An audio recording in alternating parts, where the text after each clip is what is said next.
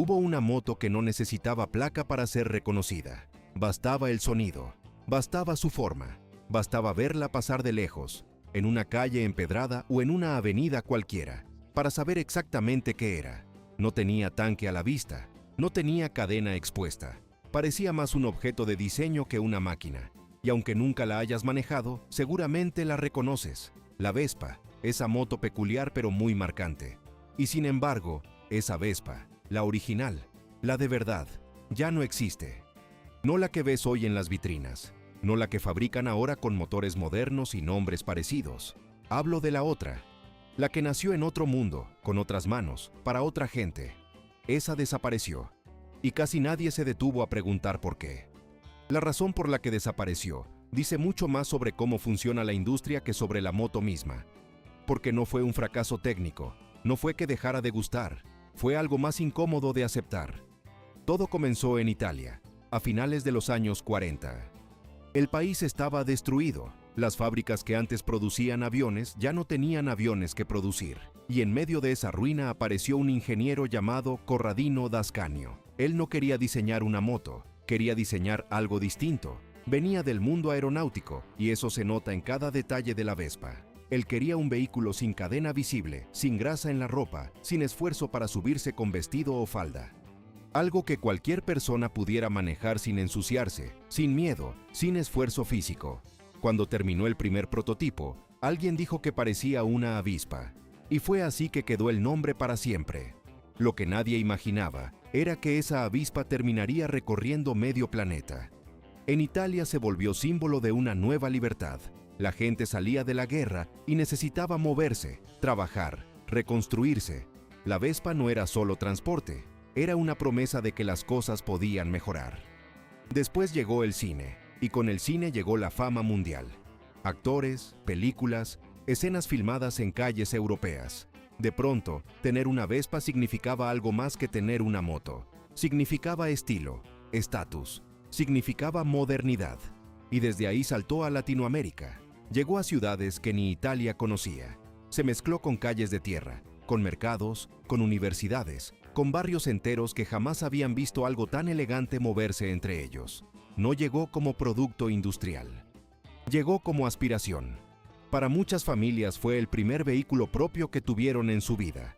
Para muchos jóvenes fue la primera sensación de independencia. Estudiantes que la usaban para ir a clases. Padres que llevaban a sus hijos al colegio sentados al frente. Parejas que la usaban en su primera cita, sin saber que ese paseo se convertiría en un recuerdo que duraría décadas. La gente no hablaba del motor. Hablaba de momentos. Porque eso fue siempre la Vespa. No una máquina, sino un escenario donde ocurrían las cosas importantes de la vida cotidiana. Ahí nacieron noviazgos. Ahí se aprendió a manejar por primera vez. Ahí se vivió esa sensación rara de sentirse adulto antes de tiempo. Había algo casi ceremonial en recibir las llaves por primera vez. El padre que la entregaba como quien entrega una responsabilidad, no solamente un vehículo. El joven que salía esa tarde sin rumbo fijo, solo por el placer de manejar sin que nadie le dijera hacia dónde ir. Esa libertad pequeña, casi invisible, era enorme para quien la vivía. Y en las ciudades, la Vespa también se volvió parte del paisaje urbano. Aparecía estacionada frente a cafés, frente a oficinas, frente a escuelas. Mecánicos de barrio aprendieron a conocerla de memoria, pieza por pieza, como quien conoce a un viejo amigo. No hacía falta llevarla a un taller grande. Cualquier mecánico de confianza sabía exactamente qué hacer con ella. Todo parecía perfecto.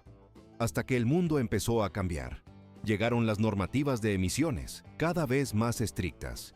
Llegó la preocupación ambiental, que antes no existía como discusión pública. Y llegó, sobre todo, una competencia que jugaba con otras reglas. Motos asiáticas, más baratas, más rápidas de fabricar, hechas en serie sin atarse a un diseño tan particular como el original. La Vespa, en cambio, seguía fiel a su forma clásica. Esa misma forma que la hizo famosa, ahora se convertía en una limitación. El verdadero problema no era el motor de dos tiempos que tanto se mencionaba. Era el diseño entero.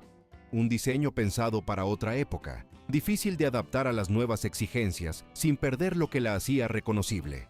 Y ahí apareció el verdadero conflicto. Modernizarla significaba traicionar su identidad. No modernizarla significaba desaparecer. No fue una persona quien decidió su final.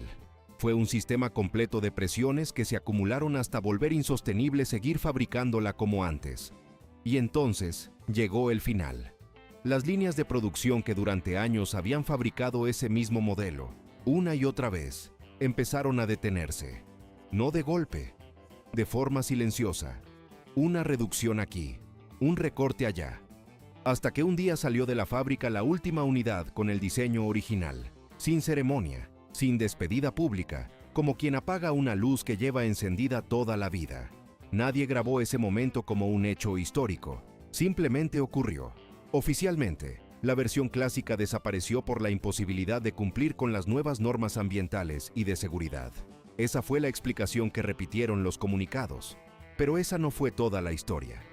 La verdad real es que mantener un diseño tan artesanal, con piezas metálicas trabajadas casi a mano, ya no era rentable frente a la producción masiva de la competencia. No era solamente un problema de leyes, era un problema de números. La marca tenía que elegir entre conservar la esencia original o sobrevivir en un mercado que exigía velocidad, volumen y bajo costo. Eligió sobrevivir, y para sobrevivir, tuvo que dejar morir a la original. Es una contradicción dolorosa, pero real. A veces, para que una marca siga existiendo, su versión más amada tiene que desaparecer. La fábrica cerró esa línea de producción, pero para millones de personas, esa Vespa nunca desapareció realmente. Hoy existen clubes enteros dedicados a restaurarla, coleccionistas que recorren países buscando una unidad original en buen estado, talleres especializados solamente en mantener viva esa mecánica antigua, y personas mayores que, al verla pasar en alguna foto vieja, recuerdan exactamente quién manejaba, a quién llevaban atrás y qué calle cruzaban esa tarde. Algunos guardan la suya en un garaje, sin usarla casi nunca, solo para tenerla cerca. Otros la heredaron de un padre o un abuelo, y aunque no saben manejarla con la misma soltura, no se atreven a venderla. Hay algo en ese objeto que se siente más cercano a una fotografía que a una máquina. Tocarla es, de alguna forma, tocar un tiempo que ya no volverá, porque al final, esto nunca fue una historia sobre una moto italiana.